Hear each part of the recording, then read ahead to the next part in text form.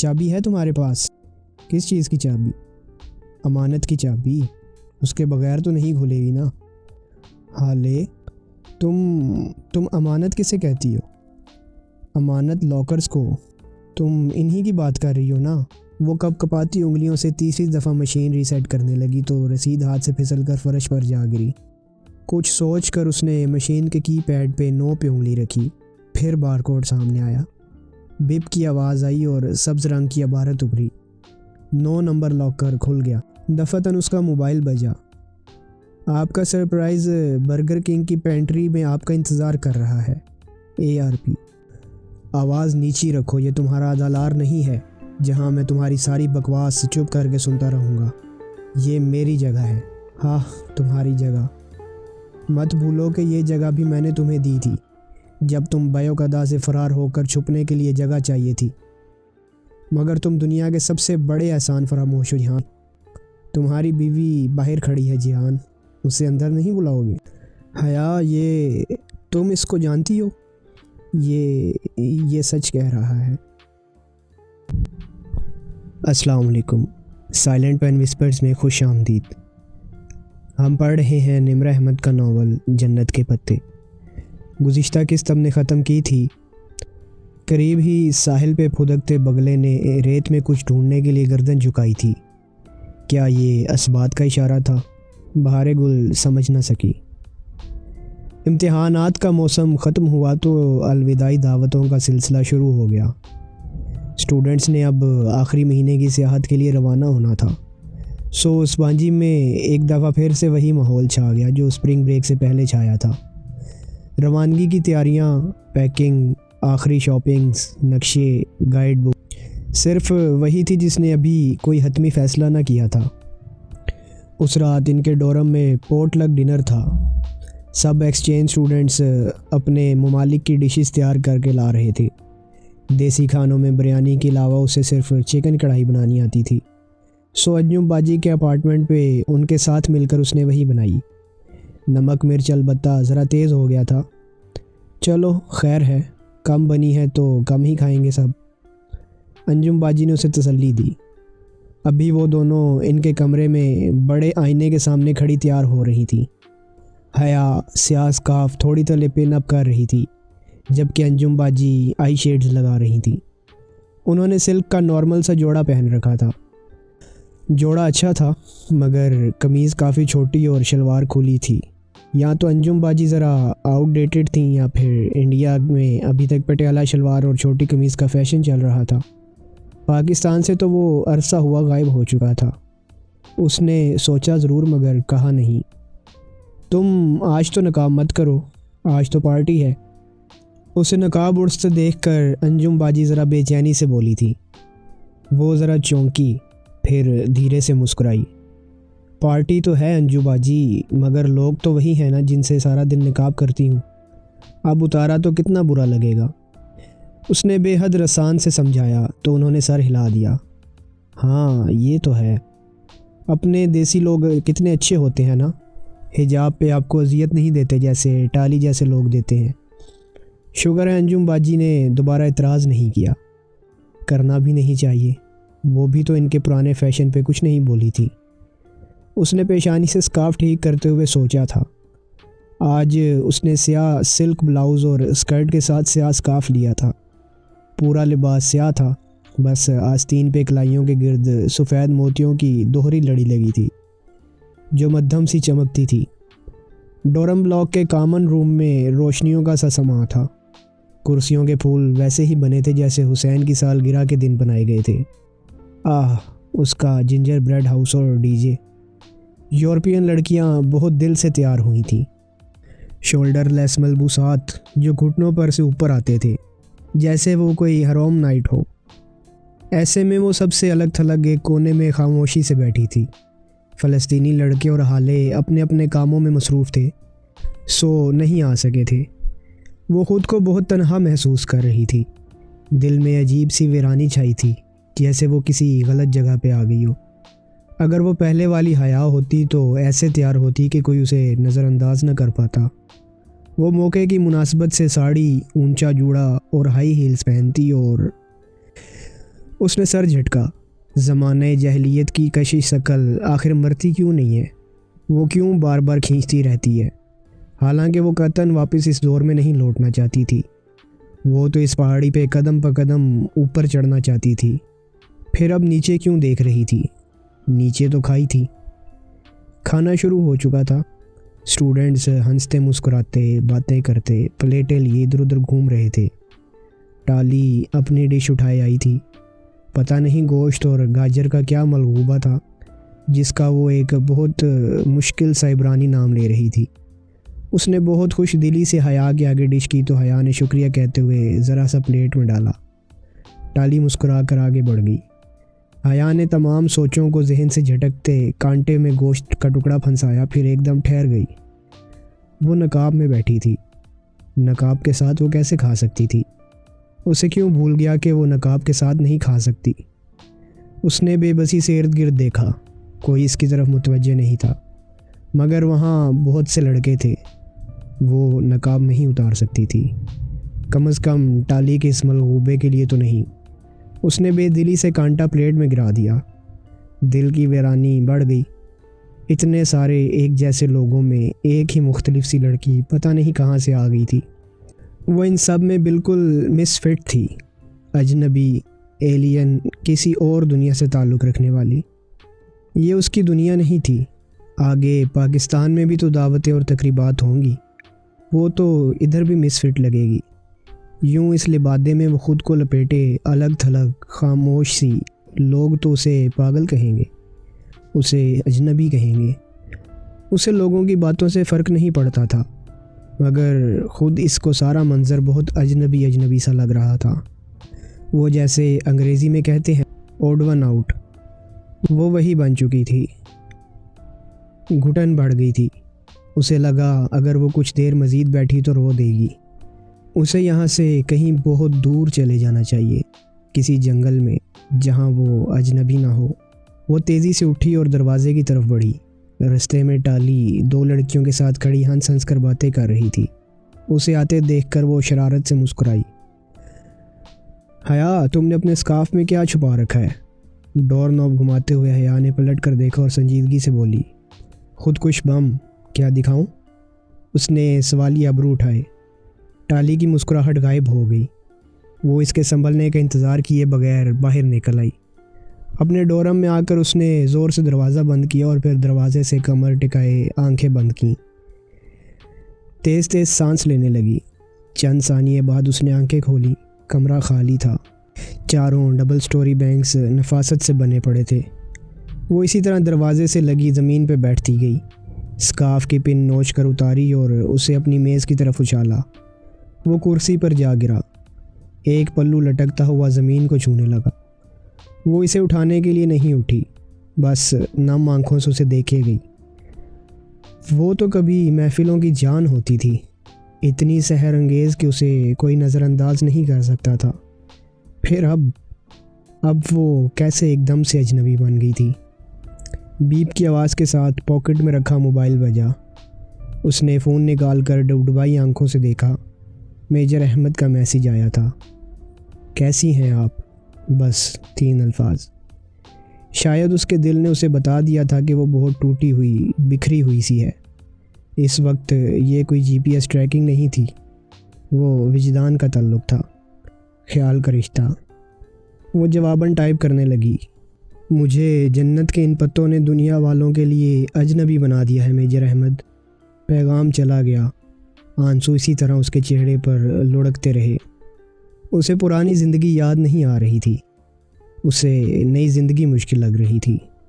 احزاب کی جنگ کی یہ خندق تو بہت گہری، بہت تاریک تھی، اس میں تو دم گھٹتا تھا۔ وہ کیسے اس پہ قائم رہ پائے گی؟ احمد کا جواب آیا تو سکرین جگمگا اٹھی۔ اس نے پیغام کھولا، اللہ کے رسول صلی اللہ علیہ وآلہ وسلم نے فرمایا تھا، اسلام شروع میں اجنبی تھا، ان قریب یہ پھر اجنبی ہو جائے گا، اور سلام ہو ان اجنبیوں پہ۔ سکرین پہ ٹپ ٹپ اس کے آنسو گرنے لگے۔ اوہ اللہ!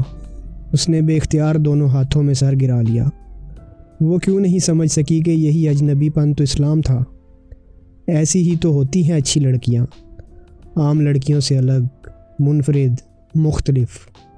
وہ دنیا میں گم بے فکری سے کہہ کے لگاتی ہی کپڑوں، جوتوں اور ڈراموں میں مگن لڑکیوں جیسی تو نہیں ہوتی۔ اجنبیت ہی ان کی شناخت ہوتی ہے۔ وہ ساحل کے کیچڑ پہ چمکنے والا الگ سا موتی ہوتی ہیں، اجنبی موتی۔ وہ دھیرے سے مسکرائی اور ہتھیلی کی پشت سے آنسو رگڑے۔ وہ ایک مضبوط لڑکی ہے، اسے اتنی جلدی ہار نہیں ماننی۔ وہ اس اجنبی طریقے سے اس دنیا میں سر اٹھا کر سب کے درمیان جیے گی، اور وہ دنیا والوں کو یہ کر کے دکھائے گی۔ آئندہ وہ کوئی پارٹی چھوڑ کر نہیں آئے گی اور پورے اعتماد سے ان میں بیٹھے گی۔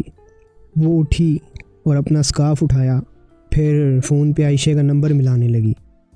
اجنبی لڑکیوں کو اپنے جیسے ایلین سے زیادہ ان ٹچ رہنا چاہیے، تاکہ جب خندق کھودتے کوئی اپنے دل پہ رکھا ایک پتھر دکھائے تو آپ اسے اپنے 2 پتھر دکھا سکیں۔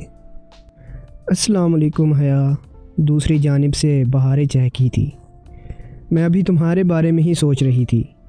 اچھا، تم کیا سوچ رہی تھی؟ وہ آئینے کے سامنے کھڑی بالوں کا جوڑا کھولنے لگی۔ نرم ریشمی بال کھل کر کمر پہ گرتے چلے گئے۔ وہ اب بھی اتنی ہی خوبصورت تھی جتنی پہلے تھی۔ میں سوچ رہی تھی کہ میں نے تم سے پوچھا ہی نہیں کہ تمہارا باکس کھلا یا نہیں۔ ارے ہاں، وہ کھل گیا، مگر اس میں صرف ایک چابی تھی۔ کھل گیا؟ تم نے پہلی بوجھ لی؟ بہاریں ایک دم سے بہت پرجوش ہو گئی۔ ہاں، میں نے بوجھ لی۔ تو اس باکس کی کیا تھی؟ کون سا لفظ تھا؟ بہاریں کو بہت بے چینی تھی۔ اس نے بھی حیا کے باکس پہ زور آزمائی کی تھی، مگر سب اس کے اوپر سے گزر گیا تھا۔ اس کی ٹاکسم ہے، اس نے مسکراتے ہوئے بتایا۔ عائشہ اور بہاریں باکس کے کوڈ کو عموماً کی کہا کرتی تھی، مکفل باکس کی چابی۔ بالوں میں برش چلاتی وہ ایک دم بالکل ٹھہر گئی۔ اس کے ذہن میں روشنی کا کوندہ سا لپکا۔ کی، اس نے بے یقینی سے دہرایا۔ بہاریں، میں تمہیں بعد میں کال کرتی ہوں، ابھی کچھ کام آن پڑا ہے۔ اس نے جلدی سے فون بند کیا اور اپنے دراز سے پزل باکس نکالا۔ بہت تیزی سے اس نے سلائڈز اوپر نیچے کیں۔ ٹاکسم کا لفظ سامنے آیا تو مکفل باکس کھل پڑا۔ مکفل باکس کی کنجی ٹاکسم تھی۔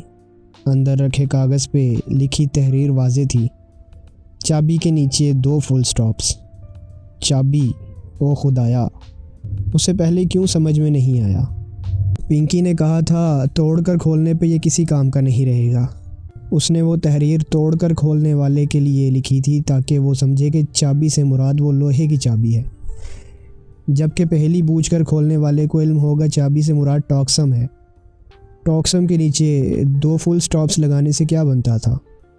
وہ سوچنا چاہتی تھی، مگر لڑکیاں واپس آ گئیں تو اس کی یکسوئی متاثر ہونے لگی۔ اس نے باکس لیا، سکارف لپیٹا اور اسٹڈی روم میں آ گئی۔ وہاں ان کے ڈورم بلاک کی 2 ترک سٹوڈنٹس بیٹھی پڑھ رہی تھیں۔ وہ بھی کرسی پہ آ بیٹھی اور ایک کاغذ پہ لکھا ٹاکسم، پھر اس کے نیچے کئی جگہوں پہ نقطے لگا کر دیکھے، مگر کچھ نہیں بن رہا تھا۔ انگریزی حروف میں لکھا، تب بھی کچھ نہیں بنا۔ سنو، اس نے ان دونوں لڑکیوں کو مخاطب کیا۔ دونوں سر اٹھا کر اسے دیکھنے لگیں۔ ٹاکسم کے نیچے ٹاکسم اسکوائر کے نیچے اگر ہم 2 فل سٹاپس لگائیں تو ہمیں کیا ملے گا؟ ایک لڑکی الجھ کر اسے دیکھنے لگی، جبکہ دوسری نے بہت بے نیازی سے شانے اچکائے۔ لگانے سے اگر تمہارا مطلب ٹریول کرنا ہے تو پھر سسلی۔ کیا؟ حیا کو سمجھ نہیں آیا۔ ٹاکسم کے نیچے اگر تم میٹرو لائن پہ 2 پورے سٹاپ ٹریول کرو تو سسلی کا سٹاپ آئے گا نا۔ وہ بالکل سناٹے میں رہ گئی۔ اوہ، وہ ٹاکسم لفظ کی بات کر رہی ہے، اصلی والے اسکوائر کی نہیں۔ دوسری لڑکی نے اپنی ساتھی کو ٹوکا تھا۔ جواباً اس لڑکی نے سوالیہ نگاہوں سے حیا کو دیکھا۔ وہ بدقت مسکرائی۔ نہیں، میں اصلی والے ٹاکسم کی ہی بات کر رہی تھی۔ وہ کرسی پہ واپس گھوم گئی اور وہ تحریر پڑھی۔ چابی تلے 2 فل سٹاپس، یعنی ٹاکسم کے نیچے 2 پورے سٹاپس۔ فل سٹاپ سے مراد نقطے نہیں بلکہ میٹرو کے سٹاپ تھے، اور لوہے کی چابی تلے وہ نقطے اس نے توڑ کر کھولنے والے کے لیے بطور دھوکے لگائے تھے۔ سسلی، اس نے زیر لب دہرایا۔ سسلی میں اس کی امانت تھی، ڈولی کی امانت، جسے میجر احمد نے چھپایا تھا۔ اسے اب کل صبح ٹاکسم کے نیچے پورے 2 سٹاپس تک سفر کرنا تھا۔ میجر احمد کا پزل آہستہ آہستہ کھلتا جا رہا تھا۔ وہ صبح بہت سنہری، نرم گرم سی طلوع ہوئی تھی۔ وہ ٹاکسم جانے کے لیے آئینے کے سامنے کھڑی گیلے بال ڈرائر سے سکھا رہی تھی۔ وہ کبھی بھی نم بالوں کو اسکارف میں نہیں باندھتی تھی۔ اسکارف پہننے کا یہ مطلب نہیں ہوتا کہ گندا میلا رہا جائے۔ وہ اب بھی اپنے بالوں کی خوبصورتی کا اتنا ہی خیال رکھتی تھی جتنا کہ پہلے۔ جب تک بال خشک ہوئے، حالے ایک پیکٹ اٹھائے اندر چلی آئی۔ فلسطینی اسٹوڈنٹ صبح سویرے قطر جانے کے لیے نکل گئے تھے۔ وہ مجھے تمہارا یہ گفٹ دے گئے تھے۔ تب تم سو رہی تھی، انہوں نے سب کو گفٹ دیے ہیں۔ اچھا دکھاؤ۔ وہ برش رکھ کر بہت اشتیاق سے پیکٹ کھولنے لگی۔ اندر اس کے تحفے پر ایک سادہ موٹے کارڈ پہ لکھا تھا، لطیف نے بتایا تھا کہ کل ہماری پاکستانی ایکسچینج اسٹوڈنٹ اپنے نقاب کی وجہ سے کھانا نہیں کھا سکی تھی، اس لیے ہم یہ لے آئے۔ اس میں آپ کو کبھی بھوکا نہیں رہنا پڑے گا، من جانب فلسطینی ایکسچینج اسٹوڈنٹس۔ اس کے نیچے ایک سیاہ سلک کا لبادہ رکھا تھا۔ اس نے وہ اٹھایا تو وہ نرم ریشمی سا کپڑا انگلیوں سے پھسلنے لگا۔ سیاہ لمبا عبایا جو حریر کا بنا تھا۔ وہ عام ریشم نہیں تھا بلکہ ذرا مختلف تھا۔ اس میں بہت ہلکی سی چمک تھی جتنی چائنا سلک کے دوپٹے میں ہوتی ہے۔ آستین پہ کلائیوں کے گرد موٹے موٹے سبز پتھر لگے تھے، کسی لیس کی طرح۔ وہ بادام کے سائز کے تھے اور بالکل زمرد کی طرح لگے تھے۔ سوائے سبز اسٹونز کے لیس کے سارا عبایا سادہ تھا۔ اس کے اسٹول البتہ ریشم کی بجائے کسی نرم کپڑے کی تھی اور ساتھ میں ایک علیحدہ نقاب بھی تھا۔ اسے کارڈ پہ لکھی تحریر کا مطلب سمجھ آ گیا۔ اس علیحدہ نقاب کو، جس میں آنکھوں کا خلا بنا تھا، پیشانی پہ رکھ کر سر کے پیچھے پن اپ کرنا تھا۔ یوں نقاب کی سائیڈ کھلی ہوتی اور وہ اس سے کھا سکتی۔ یہ تو بہت مہنگا لگ رہا ہے، تمہیں پتہ ہے یہ انہوں نے ضرور جواہر سے لیا ہوگا۔ وہاں ایک شاپ سے سعودیہ کے امپورٹڈ عبایا ملتے ہیں۔ یہ وہی ہے اور تمہارے پاکستانی رپوں میں 10-15 ہزار سے کم کا نہیں ہوگا۔ حالے 27 سے اس خوبصورت عبایا کو دیکھتے ہوئے کہہ رہی تھی۔ اور ان کی خاص بات یہ کہ ان میں گرمی نہیں لگتی۔ پتہ نہیں کیا میکانزم ہے، مگر اس کو تم گرم سے گرم ماحول میں بھی پہنو تو تمہیں گھٹن یا گرمی نہیں لگے گی۔ واقعی؟ وہ بہت متاثر سی عبایا کو الٹ پلٹ کر دیکھ رہی تھی۔ وہ اتنا خوبصورت اور باوقار تھا کہ نگاہیں نہیں ٹکتی تھیں۔ اس نے اپنے لباس پہ ہی اس کو پہنا اور آئینے کے سامنے کھڑے ہو کر بٹن بند کرنے لگی۔ عبایا اس کے قدموں تک گرتا تھا، جیسے کسی رائل پرنس کا ریشمی لبادہ ہو۔ ایک بہت شاہانہ جھلک تھی اس میں۔ وہ بہت خوبصورت لگ رہا تھا۔ کہیں جا رہی ہو تم؟ حالے کو کچھ یاد آیا۔ اگر مارکیٹ جا رہی ہو تو مجھے کچھ منگوانا تھا۔ وہ جلدی سے ایک کاغذ پہ کچھ چیزیں لکھنے لگی۔ ہاں ٹھیک ہے، لے آؤں گی، اس نے عبایا کی اسٹال چہرے کے گرد لپیٹتے ہوئے کہا۔ بس مجھے سسلی سے ایک امانت اٹھانی ہے، زیادہ دیر نہیں لگے گی۔ حالے نے جو میز پہ کاغذ رکھے کچھ لکھ رہی تھی، ناسمجھی سے سر اٹھایا۔ امانت؟ کیا کسی نے تمہارے لیے رکھوائی ہے؟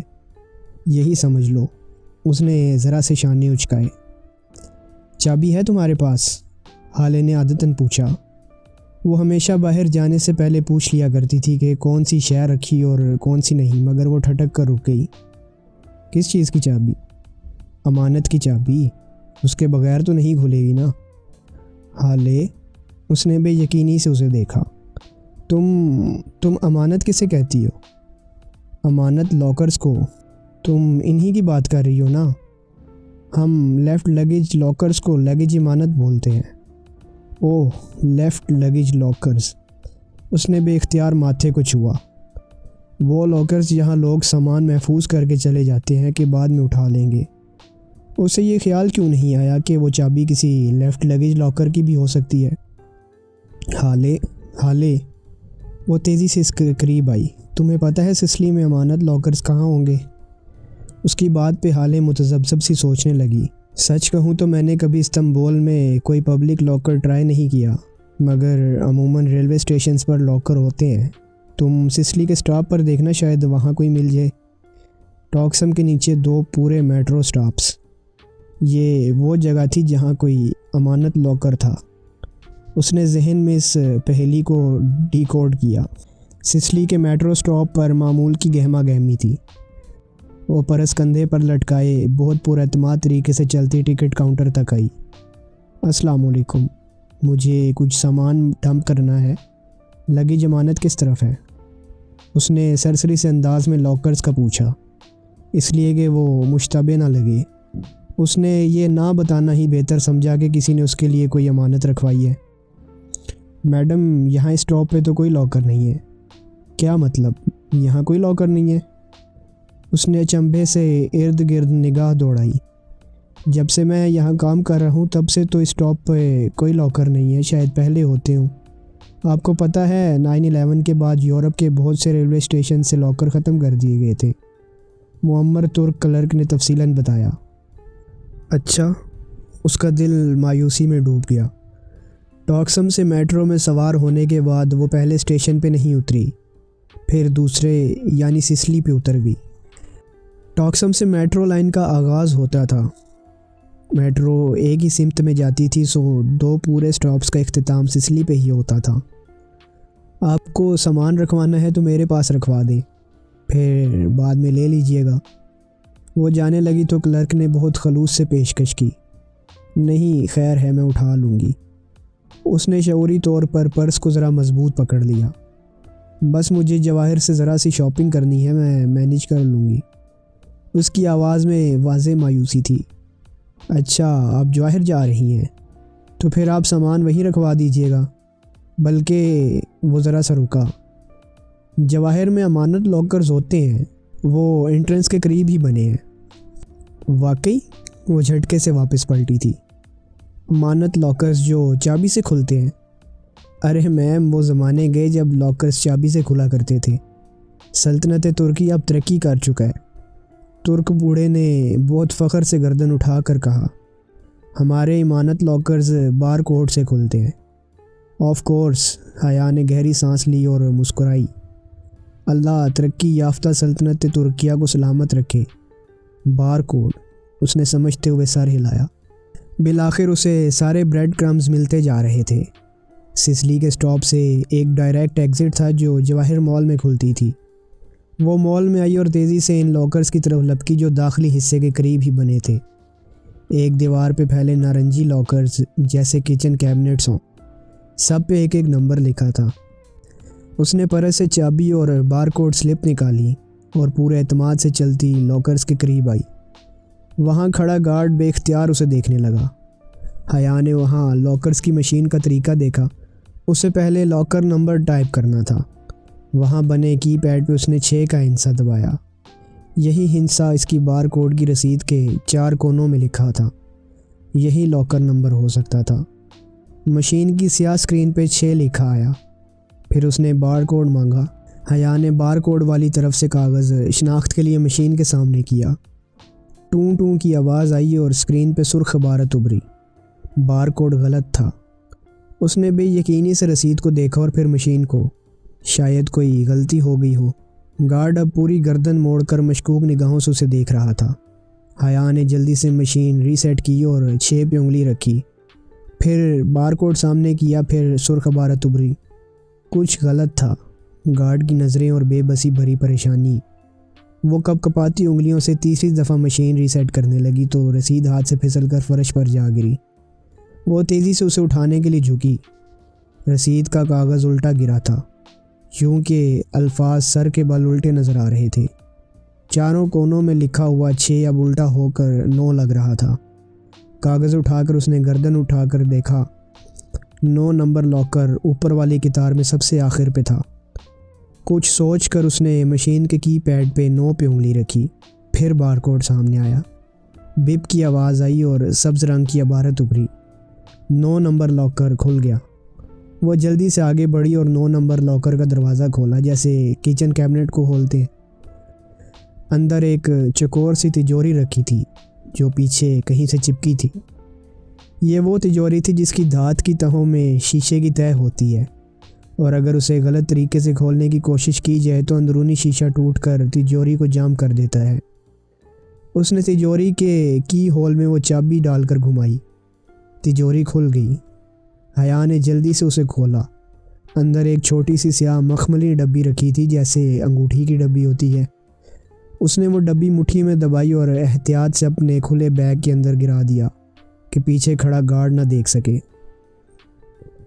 2 منٹ کے بعد وہ مال کے باہر کھڑی تھی۔ اس نے بیگ کو مضبوطی سے پکڑ رکھا تھا۔ ترکی اور ترکی کے ایڈونچرز، وہ کبھی ان پر ایک کتاب ضرور لکھے گی، اس نے مسکراتے ہوئے سوچا تھا۔ فی الحال اسے ایک ایسی جگہ کی تلاش تھی جہاں بیٹھ کر وہ آرام سے ڈبی کھول سکے۔ دفعتاً اس کا موبائل بجا۔ آپ کا سرپرائز برگر کنگ کی پینٹری میں آپ کا انتظار کر رہا ہے، ARP۔ دوست طور کا وہ مختصر سا پیغام اس کو سن کر گیا۔ کہیں عبد الرحمن جہان کے پاس تو نہیں چلا گیا؟ اس کی آنکھوں کے سامنے جہان کا ٹوٹا پھوٹا ریسٹورنٹ گھوما تھا۔ اوہ نہیں، وہ واپس زیر زمین میٹرو کی طرف بھاگی تھی۔ برگر کنگ میں معمول کا شور اور رش تھا۔ وہ قریباً دوڑتی ہوئی کچن میں آئی تھی۔ جہان کہاں ہے؟ اس کے حواس باختہ انداز پہ وہاں شیف لڑکے نے ہاتھ روک کر اسے دیکھا۔ وہ پینٹری میں ہے، مگر ٹھہریں، آپ ادھر نہ جائیں۔ وہ پینٹری کی طرف بڑھی تو وہ لڑکا اس کے سامنے آ گیا۔ مگر میم پلیز، اس کا کوئی مہمان آیا ہے، وہ اندر ہے۔ اس نے کہا ہے کہ کسی کو اندر نہ آنے دوں ورنہ میری نوکری چلی جائے گی۔ کچھ نہیں ہوگا، مجھے دیکھنے دو پلیز، مجھے سیمسٹر کی فیس دینی ہے، آپ ادھر مت جائیں، وہ مجھے واقعی جان سے مار دے گا۔ اگر آپ کو اندر جانا ہی ہے تو آپ پچھلی گلی سے چلی جائیں، پچھلے دروازے کی گھنٹی بجا دیجیے گا۔ اور اس کی بات مکمل ہونے سے قبل ہی وہ باہر نکل چکی تھی۔ 10 منٹ بھی نہیں لگے تھے اسے پچھلی گلی سے پینٹری کے دروازے تک پہنچتے۔ اگر عبد الرحمن ادھر آیا تو وہ اسے جان سے مار دے گی، اس نے سوچ لیا تھا۔ پینٹری کا روشن دان کھلا تھا، وہ حیا کے چہرے کے برابر آتا تھا۔ اس سے اندر کا منظر اور آوازیں صاف سنائی دے رہی تھیں۔ وہ جو گھنٹی بجانے لگی تھی بے اختیار رک گئی۔ جہان جینز کی جیبوں میں ہاتھ ڈالے حیا کی طرف پشت کیے کھڑا کہہ رہا تھا، آواز نیچی رکھو، یہ تمہارا ادالار نہیں ہے جہاں میں تمہاری ساری بکواس چپ کر کے سنتا رہوں گا، یہ میری جگہ ہے۔ اس کے مخاطب نے استہزائیہ انداز میں سر جھٹکا۔ سرمئی برساتی آنکھوں پہ اینک اور وہ ناقابل فراموش چہرہ جس پہ چند روز قبل اس نے کافی الٹی تھی، وہ پاشا کا چہرہ کبھی نہیں بھول سکتی تھی۔ ہاں، تمہاری جگہ، مت بھولو کہ یہ جگہ بھی میں نے تمہیں دی تھی جب تم بیوقدا سے فرار ہو کر چھپنے کے لیے جگہ چاہیے تھی، مگر تم دنیا کے سب سے بڑے احسان فراموش ہو جہان۔ وہ دیوار سے لگی پتھر کا مجسمہ بنی رہ گئی۔ استقلال اسٹریٹ کا شور غائب ہو گیا۔ میرا بھی اپنے بارے میں یہی خیال ہے، وہ جواباً کمال بے نیازی سے شانے اچکا کر بولا تھا۔ اور میرے کام کے بارے میں تمہارا کیا خیال ہے؟ کیا وہ 48 گھنٹوں میں ہو جائے گا؟ نہیں، جہان اسی رکھائی سے بولا تھا، کیونکہ پہلی بات تو یہ ہے کہ میں تمہارے باپ کا ملازم نہیں ہوں، اور دوسری یہ کہ تم اپنے لالچ کے ہاتھوں بے صبر ہونے کی بجائے تھوڑا انتظار کرو تو بہتر ہوگا۔ لالچ؟ پاشا نے بے یقینی سے دہرایا۔ میرا سب کچھ داؤ پہ لگا ہے اور تم کہتے ہو کہ میں لالچی ہوں؟ جہان نے لاپرواہی سے شانے اچکائے۔ تمہارے اپنے جرائم کی سزا ہے، میرا کیا قصور ہے؟ اور تمہیں تمہارے جرائم کی سزا کب ملے گی جہان سکندر؟ وہ لب بھینچتے اتنی سختی سے بول رہا تھا کہ جبڑے کی رگیں تن گئی تھیں۔ یاد رکھنا، جس دن میں نے زبان کھولی اس دن تم سیدھا پھانسی چڑھو گے۔ جہان بے اختیار ہنس پڑا۔ اور تمہیں لگتا ہے میں پھانسی چڑھ کر تمہیں ادالار میں عیش کرنے کے لیے چھوڑ جاؤں گا؟ ایسی فیری ٹیل تم ہی گھڑ سکتے ہو پاشا بے۔ ترک میں صاحب یا مسٹر کے لیے استعمال ہوتا تھا۔ پاشا بہت تعصب سے اسے دیکھ رہا تھا۔ تم ایک دفعہ پہلے بھی مجھے دھوکہ دے چکے ہو، میں اس دفعہ تمہارا اعتبار نہیں کروں گا۔ تو نہ کرو، اس نے بے نیازی سے کندھوں کو جنبش دی۔ جہنم میں جاؤ میری طرف سے۔ پاشا چند لمحے بہت ضبط کیے اسے دیکھتا رہا، پھر کچھ کہنے کے لیے لب کھولے ہی تھے کہ نگاہ روشن دان سے جھانکتے چہرے پہ پڑی۔ سیاہ لبادے میں صرف اس کی بڑی بڑی آنکھیں نظر آ رہی تھیں جن میں سارے زمانے کی بے یقینی تھی۔ وہ دھیرے سے مسکرایا۔ تمہاری بیوی باہر کھڑی ہے جہان، اسے اندر نہیں بلاؤ گے؟ وہ جو چہرے پہ ڈھیروں بیزاری لیے کھڑا تھا کرنٹ کھا کر پلٹا۔ حیا اسی طرح ساکت سی روشن دان کے باہر کھڑی تھی۔ کیا؟ جہان نے بے یقینی سے دہرایا۔ اسے شاید لگ رہا تھا کہ اس نے غلط سنا ہے۔ پاشا زیر لب مسکرایا۔ تمہاری بیوی سبانجی یونیورسٹی کی ایکسچینج اسٹوڈنٹ، ڈورم نمبر بھی بتاؤں؟ حیران مت ہو جہان، تم نے پاشا بے کو انڈر ایسٹیمیٹ کیا ہے۔ میں تمہاری بیوی کو اچھی طرح جانتا ہوں، بلکہ کچھ دن پہلے ہی ہماری ملاقات ہوئی ہے۔ کیوں میڈم، میں ٹھیک کہہ رہا ہوں نا؟ اس نے آگے بڑھ کر پینٹری کا دروازہ کھولا اور اسے جیسے اندر آنے کا راستہ دیا۔ ملاقات؟ جہان کے چہرے کا رنگ اڑ چکا تھا۔ اس نے ششدر نگاہوں سے حیا کو دیکھا۔ وہ اتنی ہی بے یقینی سے اسے دیکھ رہی تھی۔ بے یقینی، بے اعتبار، فریب، جھوٹ۔ حیا، یہ تم اس کو جانتی ہو؟ وہ متحیر سا تھا، جیسے یقین ہی نہ آیا ہو۔ وہ اس سب سے بے خبر تھا۔ یہ سچ کہہ رہا ہے۔ اس نے بمشکل اسبات میں گردن ہلائی۔ وہ انہی بے اعتبار نگاہوں سے پلک جھپکے بنا جہان کو دیکھ رہی تھی۔ وہ کون تھا وہ نہیں جانتی تھی۔ اب بتاؤ جہان، میرا کام 48 گھنٹوں میں ہو جائے گا یا نہیں؟ وہ مسکرا کر پوچھ رہا تھا۔ جہان نے اسے دیکھا، پھر اس کی پیشانی کی رگیں تن گئیں۔ وہ آگے بڑھا اور اپنے ساتھی کو گریبان سے پکڑ لیا۔ میری بات کان کھول کر سن لو، میں تمہارا کام کر دوں گا 48 گھنٹوں سے پہلے، لیکن اگر تم نے میری بیوی کی طرف آنکھ اٹھا کر بھی دیکھا تو استنبول کے کتوں کو کھانے کے لیے تمہاری لاش بھی نہیں ملے گی۔ ایک جھٹکے سے اس نے پاشا کا گریبان چھوڑا۔ اس کی آنکھوں میں وہ خون اترا تھا کہ حیا ڈر کر 2 قدم پیچھے ہی اس نے واضح طور پر محسوس کیا کہ پاشا کی مسکراہٹ سمٹ گئی تھی۔ مجھے تمہاری بیوی سے کوئی مسئلہ نہیں ہے، نہ میں نے پہلے اسے کچھ کہا نہ اب کہوں گا۔ مجھے صرف اپنے کام سے غرض ہے۔ ہو جائے گا۔ ناؤ گیٹ لاسٹ، وہ بہت ضبط سے بولا تھا۔ پاشا نے اپنی برساتی کا کالر ٹھیک کیا اور پھر بنا کسی کو دیکھے باہر نکل گیا۔ حیا ابھی تک بغیر پلک جھپکے جہان کو دیکھتی دروازے میں کھڑی تھی۔ تم اسے کیسے جانتی ہو؟ میں سمجھ نہیں پا رہا۔ وہ اس کے قریب آیا تو وہ بے اختیار 2 قدم مزید پیچھے ہٹی۔ وہ رک گیا۔ میں نہیں جانتا کہ تم نے کیا سنا، مگر تم نے ادھوری باتیں سنی ہیں۔ میرا اس آدمی سے کوئی تعلق نہیں ہے۔ حیا، تمہیں مجھ پہ اعتبار ہے نا؟ میری بات سنو۔ وہ بے بسی سے کچھ کہنا چاہ رہا تھا، مگر اب بہت دیر ہو چکی تھی۔ اسے جہان سکندر کی کسی بات پہ اعتبار نہیں رہا تھا۔ وہ ایک دم مڑی اور اسکوائر کی جانب واپس بھاگی۔ میری لینڈ لیڈی نے خوب ہنگامہ کیا، میں آج کل اسے چھپتا پھیر رہا ہوں۔ جہاں کوئی عبدالرحمن پاشا نہیں ہے، یوں ہی کسی نے اپنے بارے میں افواہیں پھیلائی ہوں گی۔ جھوٹ تھا، سب فریب تھا۔ آنسو اس کی آنکھوں سے گرتے حجاب بھگو رہے تھے۔ ایک لمحہ، بس ایک لمحہ لگتا ہے اعتبار ٹوٹنے میں اور سب ختم ہونے میں۔ وہ اسے مسلسل فون کر رہا تھا مگر وہ سن نہیں رہی تھی۔ سبانجی واپس پہنچنے تک وہ فیصلہ کر چکی تھی۔ اسے معلوم تھا کہ اسے جہان کی بات مان لینی چاہیے، ایک دفعہ اسے وضاحت دینے کا موقع دینا چاہیے، مگر وہ خوف بے اعتباری کے دکھ سے بڑا تھا جو اسے اپنی لپیٹ میں لے چکا تھا۔ پاشا نے اسے وضاحت مہرے کے طور پر استعمال کیا، ایک بلیک میلنگ ہتھیار کے طور پہ۔ یہ سب جرم کی دنیا کے ساتھی تھے، کرمنلز۔ اسے ان کے درمیان نہیں رہنا تھا۔ اب اس نے فیصلہ کر لیا تھا۔ پہلی دفعہ اسے استنبول سے بہت ڈر لگا تھا۔ اسے جلد از جلد واپس پاکستان پہنچنا تھا۔ حالے اس سے پوچھ رہی تھی، مگر وہ کچھ بھی بتائے بغیر مسلسل بے آواز روتی سامان پیک کر رہی تھی۔ نہ بیوقدا نہ لندن، اسے اپنا آخری مہینہ پاکستان میں گزارنا تھا۔ پھر جولائی میں 2 دن کے لیے آ کر کلیئرنس کروا لے گی۔ فلائٹ رات کو ملی اور تب تک ہر مرحلے پہ حالے نے اس کی بہت مدد کی۔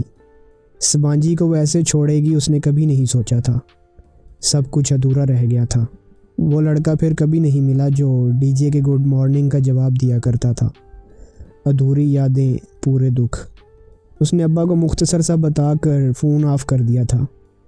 وہ واقعی بہت زیادہ ڈر گئی تھی۔ اسے بس جلد از جلد وہاں سے نکلنا تھا۔ ایئرپورٹ پہ بھی وہ بہت پریشان اور چڑچڑی سی ہو رہی تھی۔ جب آفیسر نے اسے لیپ ٹاپ ہینڈ کیری میں رکھنے کو کہا تو وہ اڑ گئی۔ مجھے اتنا بھاری ہینڈ کیری نہیں اٹھانا، بس۔ یہ اس کا ڈی جے کو ایک آخری خراج تھا۔ جب فلائٹ نے استنبول سے ٹیک آف کر لیا اور مرمرا ان کے قدموں تلے آ گیا تو اس کے دل کو ذرا سکون ملا۔